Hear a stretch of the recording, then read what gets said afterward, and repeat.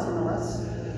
Muchas gracias, un gran gusto estar aquí con ustedes. A ver, aló, ya, ahí está, gracias. Un gran gusto estar aquí con ustedes para hablar de un tema que, como mencionaron, ha sido pues un tema tabú, un tema enseñado con otros puntos de vista, siempre desde imposición. Siempre se ha visto una religión católica que ha llegado al Perú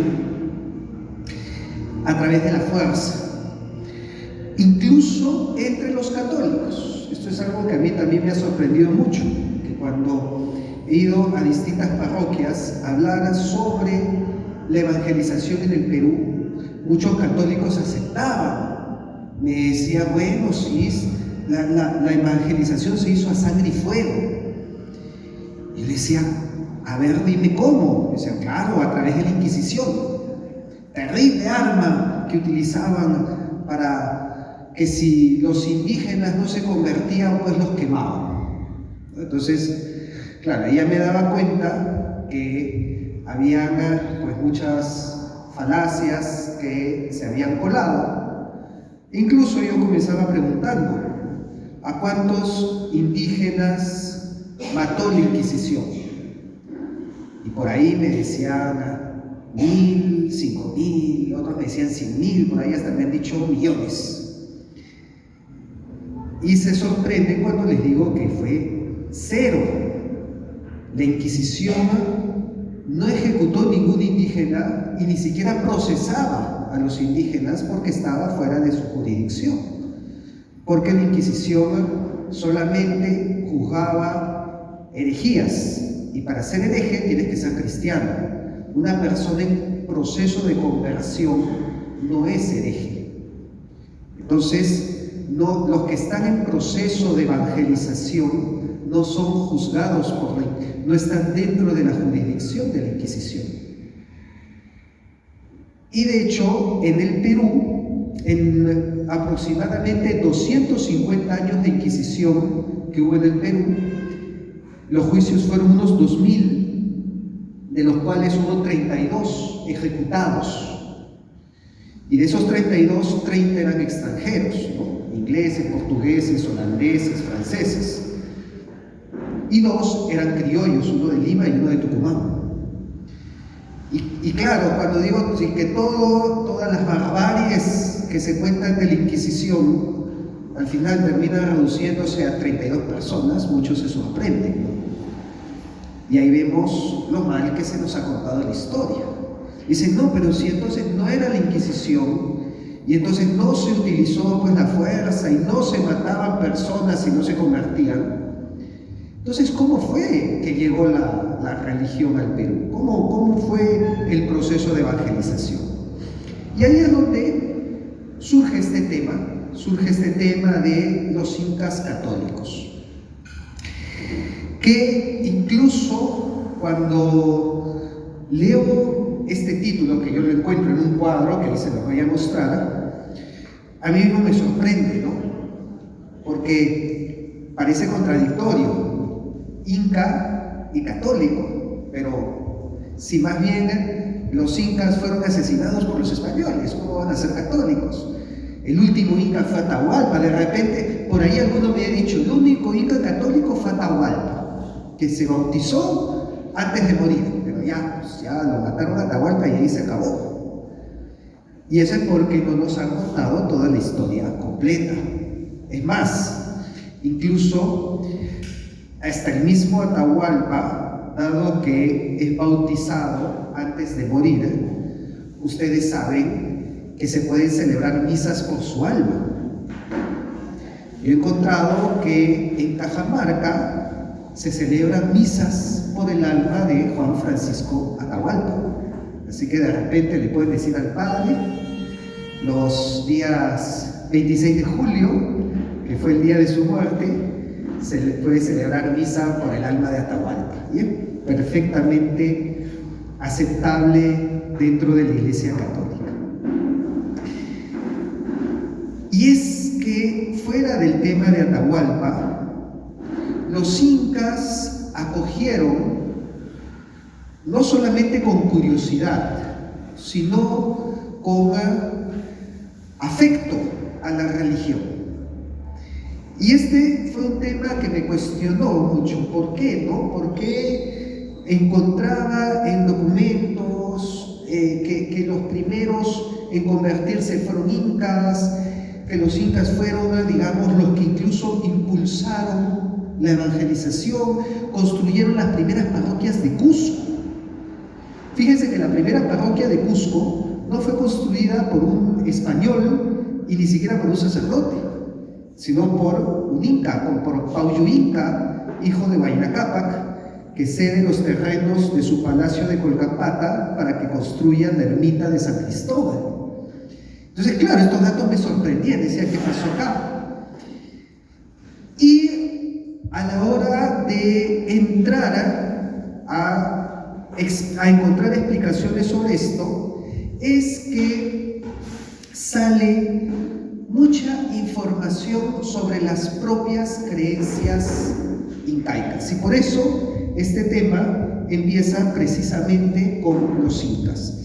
Especialmente el proyecto integral y de integración imperial de Pachacútec Inca Yupanqui.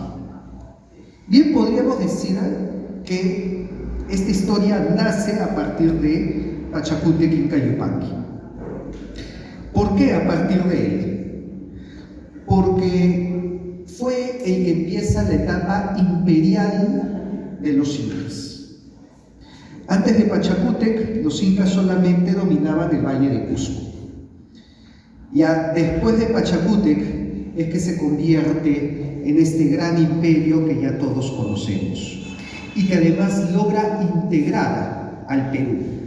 Pero no solamente logra integrarlo, sino que le da una identidad basada en un culto al sol. Y esto nace precisamente por una coyuntura que vive Pachacútec, y que tal vez fue el momento de mayor crisis de los incas, porque en la época que Pachacútec todavía no era inca, sino el inca era su padre, Viracocha Inca,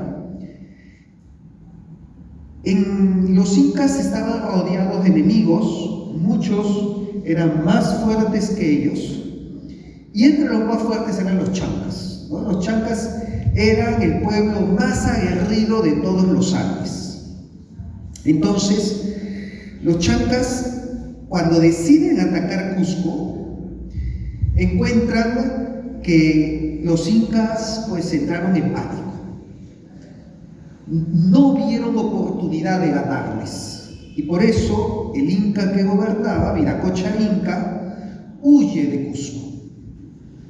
Y claro, el día de hoy esto no lo vemos pues tan dramático, porque el día de hoy sabemos que cambian de presidente todos los días y no pasa nada, ¿no? Acá en el Perú ya decimos, a ver, ¿quién está ahora? Bueno, a ver hasta cuándo dura, ¿no?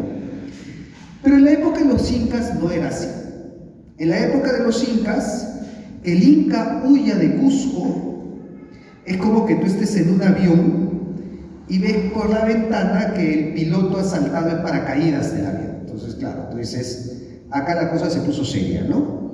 Acá sálvese quien pueda y el que pueda velar por su pellejo, pues vea cómo salvarlo. Y eso fue lo que pasó en Cusco. En Cusco, cuando huye el inca de Cusco, entonces la ciudad cae en el caos. Encima, el inca se lleva a su hijo favorito como sucesor, y era un hijo que no era Pachacútec. A Pachacútec lo deja abandonado para que lo mate, ¿no? Entonces también Pachacútec no la pasó fácil, ¿no? Si el abandono de un padre es difícil, imagínense que su padre los abandona en medio de una guerra para que los maten, y se lleva a tu hermano que lo quiere más que a ti, ¿no? Y a ti te deja que te mueras. Esa era la situación de Pachacútec. Obviamente, como cualquier ser humano, Pachacútec pues entra en desesperanza y también huye de Cusco y llega hasta un manantial de nombre Susurpuquio. Y frente a este manantial se queda dormido y en sueños se le aparece el sol y le dice con figura humana, dice: ven acá, hijo, no tengas temor, que yo soy el sol, vuestro padre, y sé que habéis de sujetar muchas naciones. Y sobre el agua del manantial le muestra todos los pueblos que iba a conquistar y todos los pueblos que se transformarían en el imperio inca. Entonces, claro, Pachacútec se despierta pues ya totalmente cambiado, con otra mentalidad, con otra fuerza, regresa a Cusco, se me ha aparecido el sol, me ha prometido la victoria, vamos a ordenar la defensa, que nosotros les ganamos. Y efectivamente, Pachacútec le gana a los chancas, conquista a los chancas, y ahí comienza este proyecto de expansión en base a esta promesa del sol. Una promesa del sol que le dice: yo te voy a dar a sujetar a todas estas naciones, naciones que se convertirían en el imperio inca y por extensión naciones que son las que hoy integran el Perú, porque el Perú es producto de las conquistas de los incas. Eso lo dice José Antonio de Busto. Dice: las fronteras del Perú coinciden con las conquistas de Tupac Yupanqui, que era el hijo de Pachacútec. Entonces, si no hubiera sido seguramente por este punto de quiebre de la historia, lo más probable es que el Perú nunca se hubiera integrado. Y por lo tanto, nos hubiera sucedido un destino similar al de Centroamérica, ¿no? Que se termina fraccionando en pequeños países como Panamá, Costa Rica, Nicaragua, Salvador, Honduras. En el Perú seguramente hubiéramos tenido la República Aymara, la República Quechua, la República Lima, la República Chimú, la República Huampa, la República Cajamarca, la República Amazónica. Hubieran tenido también, como en Centroamérica, muchas pequeñas repúblicas.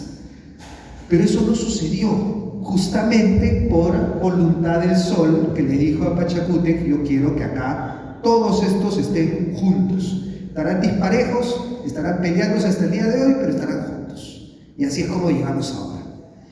Y el reconocimiento, Pachacútec fabrica una estatua del sol, que lo llama el Punchao, que se traduce como el resplandor del día, la luz del día. Pero esto no era solamente una estatua, ¿no? La hace como figura de hombre, porque se le apareció como una persona vestida de inca, más o menos de este tamaño, pero era hueca, una sola pieza, sino que se dividía en dos, se abría en dos, y por dentro era hueca, y en su interior colocaban las cenizas de los corazones de los incas. Entonces esta no era una estatua, esta era pues una urna sagrada, era un objeto, era el objeto de mayor veneración en el Coricancha. Y claro, el día de hoy decimos: es que los incas adoraban al sol.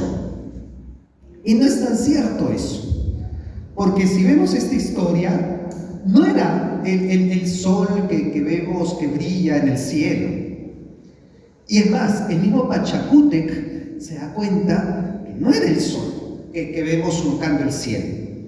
¿Por qué? Porque en un momento él tiene un pensamiento muy lógico que lo describe Cristóbal de Molina en este pasaje. Pachacútec junta su consejo, ¿no? Y le dice estas palabras: Pachacútec fue de tanto entendimiento que se puso a considerar, viendo el respeto y reverencia que habían tenido sus antepasados al sol, pues lo adoraban como Dios, que no tenía reposo ni descanso ninguno. No, el sol no tiene reposo. El sol todos los días le da la vuelta al mundo. consejo que no era posible que ser el sol el Dios creador de todas las cosas.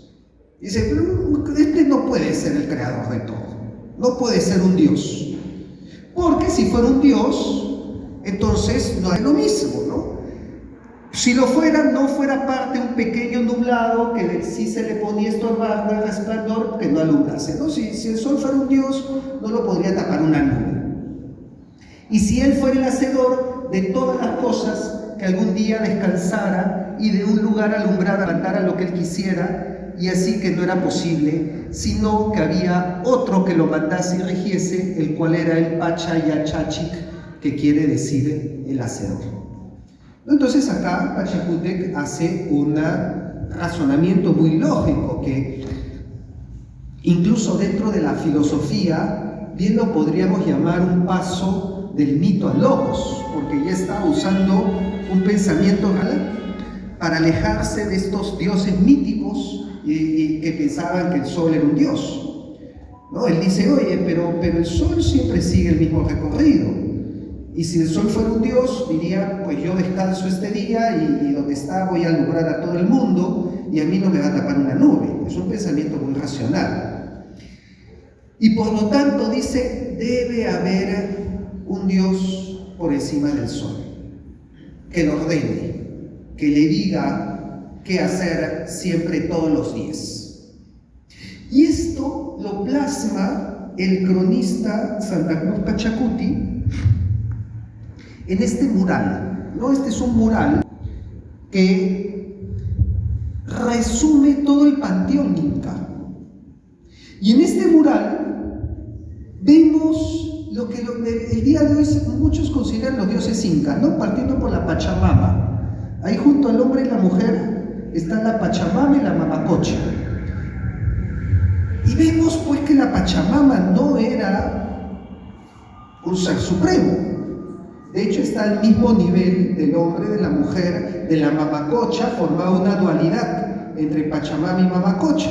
No era pues que estaba por encima de los demás. Por eso, cuando a mí el día de hoy me dicen que los incas adoraban a la Pachamama, no me hace mucho sentido. Más bien veo una dualidad tierra y agua. Que me hablen de la Pachamama y no de la Mamacocha, pues no cumple con esta visión dual, que además está dentro de otros fenómenos, ¿no? Vemos el arco iris, el rayo Illapa, la nube, el árbol, ¿no? El verano, el invierno.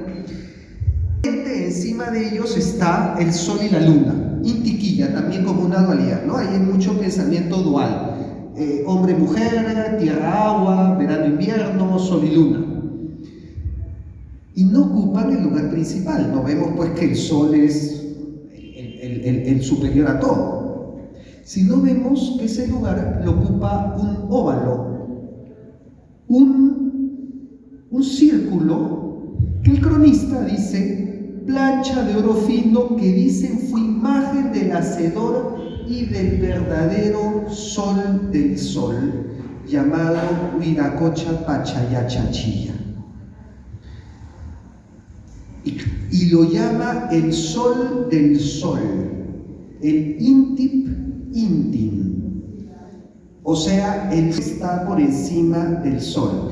Y le coloca ese nombre porque aquí vemos arriba, vamos a pasar por acá, vemos aquí arriba que le da pues toda una serie de títulos, ¿no? Huiracocha, Pachayachachi, Unancha, Tonapa, Pachacamac, y acá le pone Intip Inti, el sol del sol, que en realidad no es una buena traducción el sol del sol. Intip Intin, si lo traducimos literalmente, significa del sol su sol. Solo que el idioma castellano no tiene esa estructura y lo traducimos como el sol del sol. Pero en realidad es del sol su sol. Y creo que así se entiende más, ¿no? Es el que es el sol del sol. O sea, lo que es el sol para nosotros es así, un sol para el sol. Y por lo tanto, ya tiene un pensamiento más profundo de solamente adorar al sol que cruza el cielo. Ya eso se acabó con Pachacútec y Pachacútec les da esta imagen de un ser superior que no vemos, pero que lo vemos a través del sol, pero que no es el sol. Y claro, para nosotros ya esto comienza a resonar con lo que hemos leído en el Evangelio. Porque en el Evangelio encontramos varios pasajes que identifican a Dios y a Jesucristo con la luz del mundo, con el sol que nace de lo alto, nos dice el cántico de Zacarías. La transfiguración nos menciona que el rostro de Cristo se transfigura brillando como un sol. Entonces, acá, para los evangelizadores, cuando escuchan de un sol por encima del sol, les dice, es Jesucristo. Por supuesto, para ellos estaba clarísimo que esa era la imagen de Jesucristo. Y es ahí donde encontramos esta conexión de las creencias incas con el Evangelio, que los lleva al bautizo y que los lleva a encontrar a Dios. A mí me gusta mucho este cuadro. Este cuadro se encuentra en Juli, en Puno. A ver, ¿se llega a reconocer qué escena es? ¿No es el bautizo? Es un poco después del nacimiento. A ver, está el niño Jesús, ¿no? No es la circuncisión. La anunciación. No es la anunciación porque ya está Jesús, ya nació, ¿no? Los Reyes Magos. El cuadro es sobre la adoración de los Reyes Magos, ¿no? Melchor, Baltasar y Gaspar. Pero este es un cuadro totalmente anacrónico.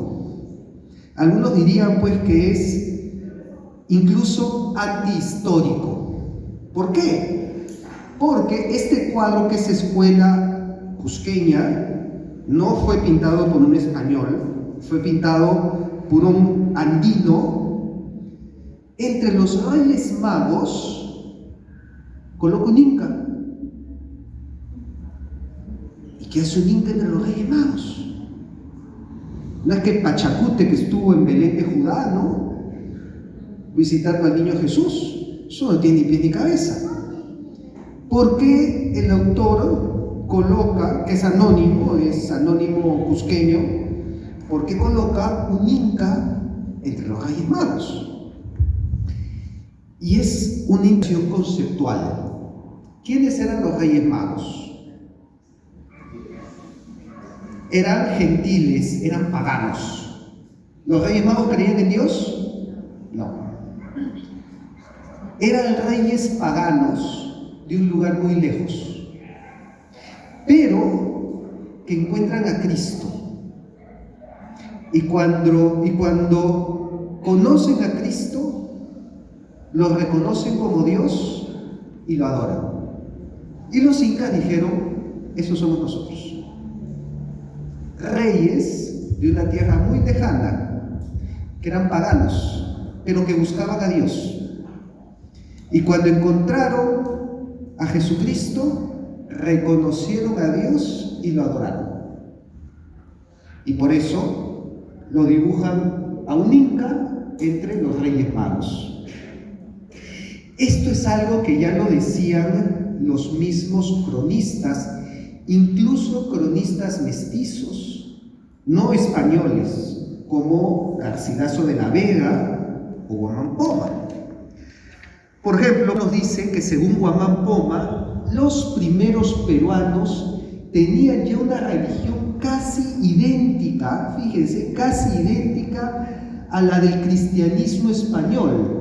Solamente les faltaba ser evangelizados para conocer la verdadera fe. Garcilaso diría, solo les faltaba conocer el nombre de Dios, haciendo un símil con el pasaje de San Pablo cuando le habla a los griegos y les dice, ustedes tienen un altar al Dios desconocido. yo les voy a decir su nombre, es Jesucristo. Esto lo utiliza Garcilaso para llevarlo a los incas y decir, al igual que los griegos, los incas adoraban a un Dios desconocido y lo conocieron cuando les llegó su nombre, que es Jesucristo. El mismo Bartolomé de las Casas, que es el cronista favorito de todos los indigenistas, dice que los indios tenían un don natural de Dios tan cercano de la verdad que solo era necesario sustituir el sol material con el creador, el sol de justicia, que es precisamente lo que había adelantado antes, ¿no? El sol por encima del sol, que es Jesucristo, que es el verdadero sol, sol de justicia que nace de lo alto. Y con eso ya se completaba su evangelización. Y es por eso que para Garcilaso los incas prepararon el camino para la llegada del cristianismo. Exactamente igual como los romanos lo prepararon en Europa. Los romanos, siendo paganos, unificaron Europa bajo una misma lengua, bajo unas mismas fronteras, bajo un mismo gobierno, bajo una misma moneda, facilitando la expansión del cristianismo. Igual los incas ya habían preparado el terreno para la llegada del cristianismo con los españoles. Y es por eso dice, los incas trajeron la civilización a los indios menos civilizados. Es decir, los prepararon para la llegada de los españoles. Y es por eso que acá, ahora ya tiene más sentido que los incas se sientan tanto afecto por la fe católica, se conviertan orgánicamente, naturalmente a la fe católica. Y aquí es lo que les decía, que la primera parroquia de Cusco, la Inca, que es esa que vemos ahí. La parroquia de San Cristóbal es la que está camino a Sacsayhuamán, es la que está ahí en el mirador donde se toma el taxi, ¿no? la combi para ir a Sacsayhuamán. Hay una iglesia que fue la primera ermita de Cusco y la funda ese señor que era un inca, Pauyo Inca, hijo de Huayna Cápac. Entonces, de esta manera nos encontramos que si bien dentro del proceso hubo rebeliones, guerras, conflictos, la rebelión de Manco Inca, guerras entre conquistadores, guerras entre incas, mucho énfasis se nos ha hecho en el uso de la fuerza y de la guerra y no en las alianzas, en los pactos, en los puntos en común. Pero cuando nosotros vemos la iconografía de la época, ¿no? Como esta de acá, encontramos que en realidad el Perú se fundó más sobre alianzas que sobre la fuerza. Eso lo dice Ramón Mujica Pinilla. Y precisamente este cuadro nos muestra cómo fue esta alianza que dio nacimiento al Perú. ¿Por qué? Porque en este cuadro vamos a ver los matrimonios que crearon el sistema político que regió al Perú. Porque acá vemos algo muy curioso. Vemos una familia inca acá arriba, que eran los incas de Vilcabamba, que eran los hijos de Manco Inca, era Felipe Túpac Amaru, Saidi Túpac, Cusihuarma y su esposa. Básicamente los últimos incas. ¿Y por qué están ahí? Porque fueron los padres de esta señora. Esta señora se llamaba Beatriz Clara Coya, princesa del Perú, y tratada como princesa del Perú. Ella es entregada en matrimonio a este señor, que se llamaba Martín García de Loyola. ¿Le suena el apellido Loyola? ¿A quién? A San Ignacio de Loyola. Era su sobrino. O sea, el sobrino nieto de San Ignacio de Loyola se casó en el Perú con una princesa inca. Dato así no tan curioso, porque en realidad es relevante.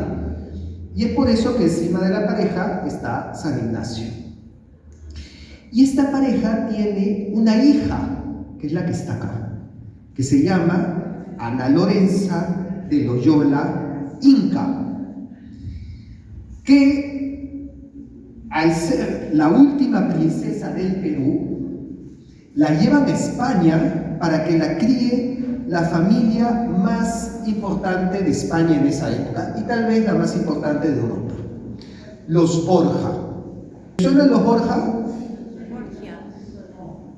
Bueno, del distrito de San Borja, ¿no? Pero en realidad son más conocidos con su nombre italianizado, los Borgia. El famoso Papa Borgia era de esta familia. Y por lo tanto, muy poderosos. Seguramente deben haber escuchado de la serie de Netflix, Los Borgia, ¿no? Bueno, yo estoy esperando que en esa serie saquen una temporada con los incas.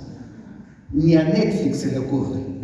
Pero no estaría mal. ¿Por qué? Porque los Borja criaron a la última princesa inca, Ana Lorenza, que está ahí, y por lo tanto la casaron con uno de su familia, con Juan de Borja. ¿Quién era este Juan Enríquez de Borja? Era un bisnieto de San Francisco de Borja. Y por lo tanto, ¿qué significa esto que está acá? ¿Qué es esto? Este cuadro se traduce en este árbol genealógico.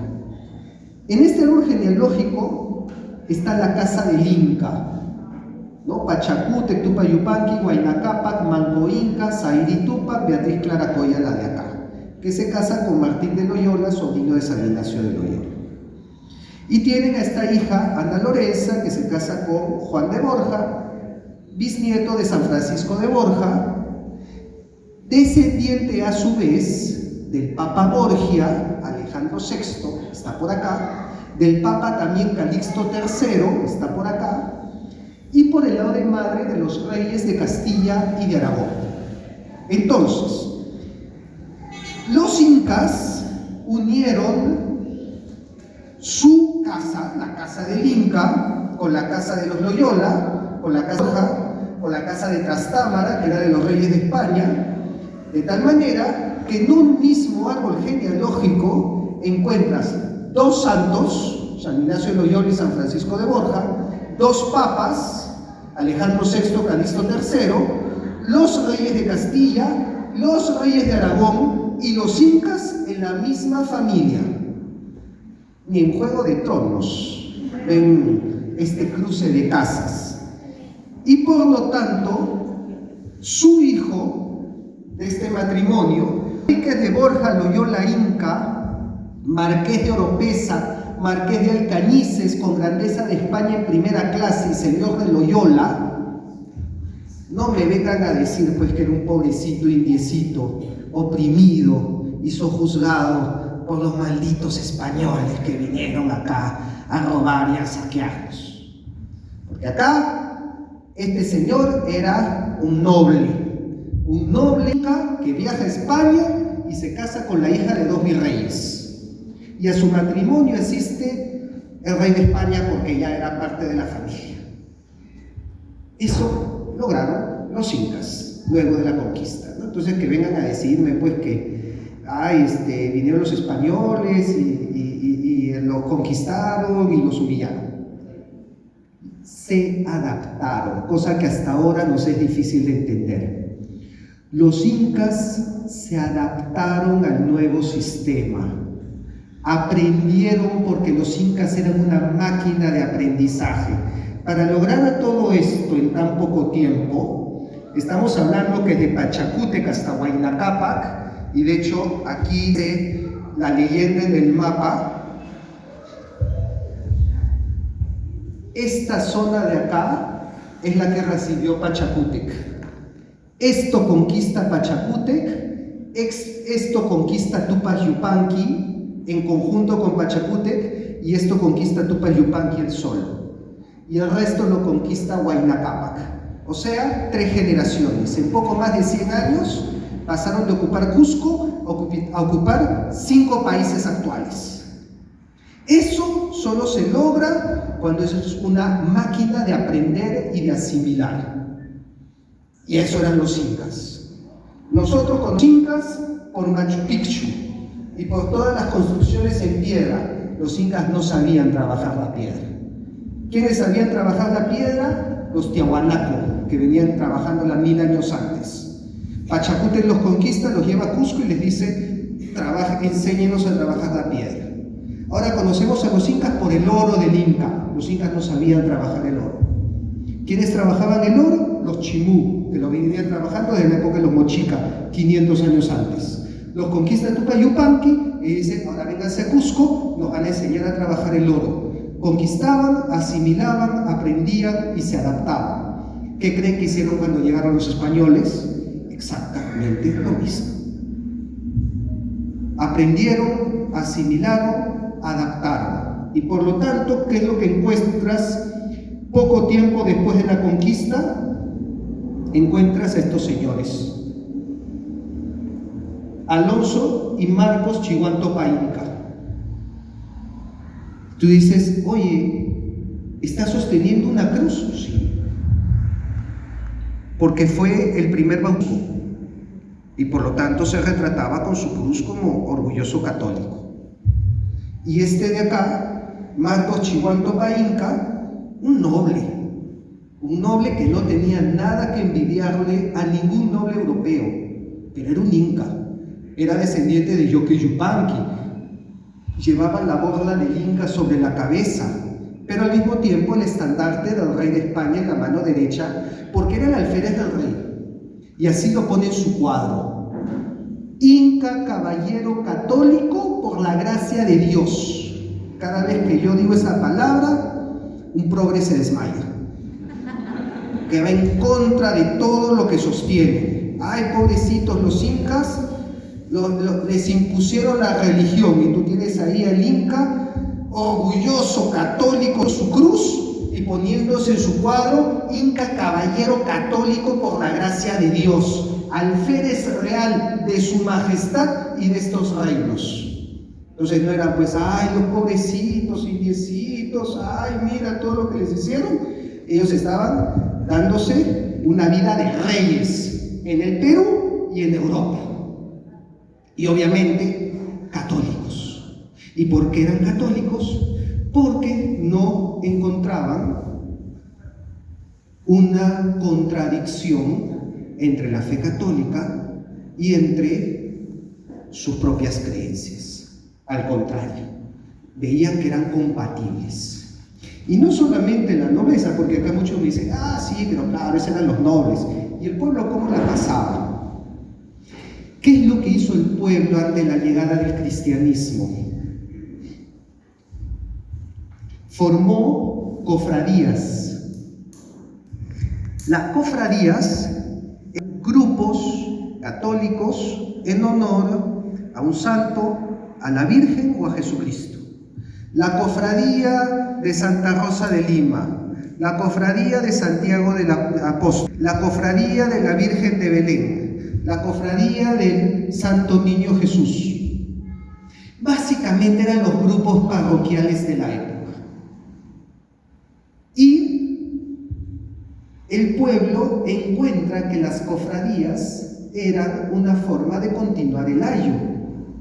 Esta estructura social inca, que era la comunidad, se convierte en una comunidad católica. Y por lo tanto, lo que nos dice el artículo de Vega, hablando sobre las cofradías, esta institución comenzó a multiplicarse en las doctrinas y pueblos del interior, tanto como en las ciudades, de una forma tan rápida que obligaron a las autoridades eclesiásticas a dictar medidas urgentes destinadas a restringir la fundación de las cofradías. O sea, en otras palabras, comenzaron a fundar tantas cofradías por todo el Perú que excedieron en número a las de España. España, españoles estaban rompiéndose la cabeza diciendo qué les pasó a estos peruanos locos que me han comenzado a crear grupos parroquiales por todas partes, por si hay algún símil con la situación actual. Y claro, las autoridades de la iglesia le frenaban la mano, ¿no? Decían, oye, ya, párale a tanto grupo parroquial, párale a tanta reunionitis acá que se juntan en la iglesia para comer, ya, basta con todos sus grupos parroquiales. Dictaron medidas para restringir la cofundación de las cofradías, medidas que no fueron suficientes para detener la incontenible ola de fundaciones por todas las iglesias del virreinato, que alguien se impuso la fe a sangre y fuego. Lo que yo veo acá es todo lo contrario. Yo acá no veo imposición. Yo veo que querían frenarlos. Oye, ya párale la mano, ya no quiero tanta cofradía. No les hacían caso. Ay, no, yo voy a seguir haciendo mi grupo parroquial. Ir con la realidad también es pura coincidencia, ¿no? Entonces, no me cuadra a mí el argumento de que nosotros somos católicos porque los españoles nos obligaron. Yo veo que era al revés, que los españoles que no entendían cómo se formaba tan rápidamente, habían tantas conversiones y tantos surgimientos de nuevas cofradías y nuevas asociaciones religiosas, y decían, pero esto acá se descontroló. Y la verdad es que se descontroló, porque las procesiones, las devociones, las fiestas patronales en los Andes, hasta hoy, lo cual también no tiene mucho que ver con la imposición, porque cuando a mí me imponen algo, yo no lo sigo haciendo cuando se va el que me ha obligado. Los españoles ya se han ido hace 200 años y yo veo que en el Perú son más católicos que en España. Y tú te vas pues a la Semana Santa de Ayacucho y te vas al Corpus Christi de Cusco y te vas a la fiesta de San Juan y te vas a la fiesta de el Señor de Ayabaca y la Cruz de Motupe y la Candelaria y la Virgen de Chapi y el Señor de los Milagros. Y es una cuestión que desborda a la gente. Eso no me van a venir a decir que es imposición hasta el día de hoy. Eso incluso viene desde esa época. Este es un cuadro del Corpus Christi y que se ven que salen varios santos.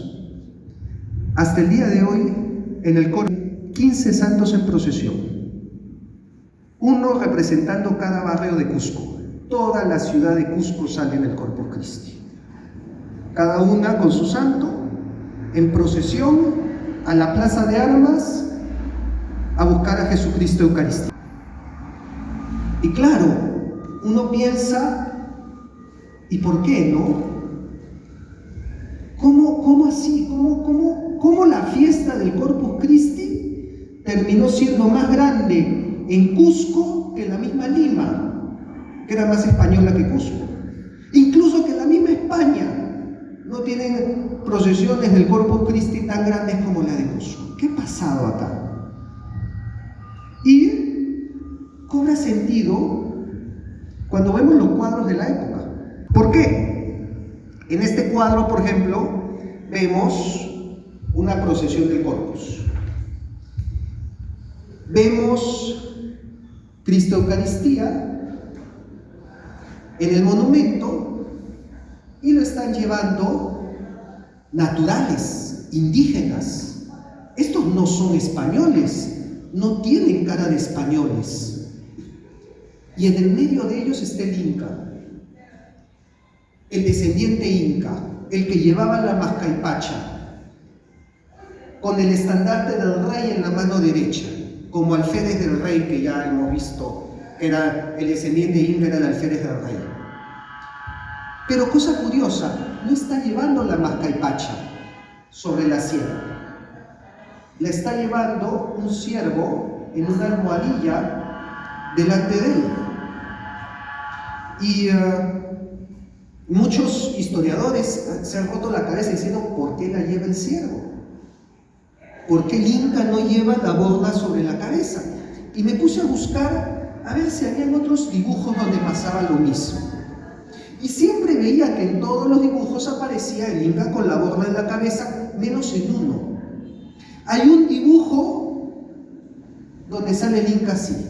Es un dibujo de Bernabé Cobo, de Martín de Murúa, atribuido a Guamán Poma, y que es este de acá. Y aparece Pachacútec, que se ha quitado la borla y la ha puesto a los pies del sol. Y lo que nosotros vemos es aquí que el Inca se ha quitado la borla y en el cuadro está ubicada justo a los pies del sol eucarístico. Y eso te muestra cómo pensaban en esa época. Así como el Inca adoraba al sol, así yo adoro al hombre, que es Jesucristo. Y por eso vemos que las fiestas del Corpus, como les decía, este es un Corpus en Cusco. Sale toda la ciudad en procesión detrás del sol eucarístico. Y claro, los evangelizadores reforzaban eso. Porque cuando los dominicos recibieron el Coricancha en Santo Domingo, en el mismo lugar donde el Inca Pachacútec sacaba la imagen del sol para que la adoren, los dominicos construyeron un balcón eucarístico con una custodia dorada en el mismo lugar donde se mostraba la imagen del sol Inca. Entonces, ¿qué decían los cusqueños que pasaban por ahí? Ah, coincide con lo que adoraban nuestros antepasados. Y no solamente en varias iglesias y templos andinos de los siglos XVII y XVIII habían balcones eucarísticos abiertos al oriente en un jardín del Sacramento y que incluso se han hallado restos de vidrio, lo que nos dice que el balcón estaba revestido de espejos y por lo tanto cuando caía el sol brillaba como un segundo sol. Y los incas decían, es lo que yo adoro. Y esto por si acaso no lo digo yo, esto lo dice el Papa de la época.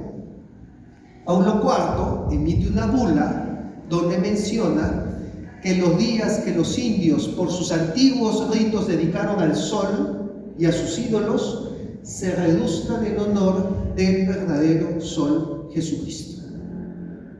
Lo que nos está diciendo es, así como antes adoraban al sol, ahora que adoren al verdadero sol que es Jesucristo. Y por eso tiene sentido que en Cusco la fiesta del Corpus saque en procesión a toda la ciudad, porque está en sus raíces, desde antes de la llegada de los españoles, porque existe esta continuidad, esta inculturación, donde estas semillas del verbo que ya existían en su conocimiento natural, como decía Bartolomé de las Casas, los llevó a reconocer a Jesucristo, ¿no? Como decía Bartolomé de las Casas, los indios tenían un concepto natural de Dios tan cercano a la verdad que es necesario sustituir el sol material con el Creador, el sol de justicia, el verdadero sol que es Jesucristo. Y ya con eso estaban evangelizados. Y eso donde mejor lo vieron fueron en Cusco, y fueron los incas que arrastraban toda esta tradición desde Pachacútec. Y por lo tanto, esto, quien lo entendió mejor fue precisamente un santo que vino al Perú. Y con las palabras de este santo, quiero terminar esta presentación porque creo que lo resumen mejor que nadie. Cuando San José María Escrivá pisó el Perú, una de sus palabras fueron: el Perú es el imperio del sol, pero ha de ser el imperio del sol divino. Y creo que ese es el mejor resumen de toda esta historia de la evangelización en el Perú.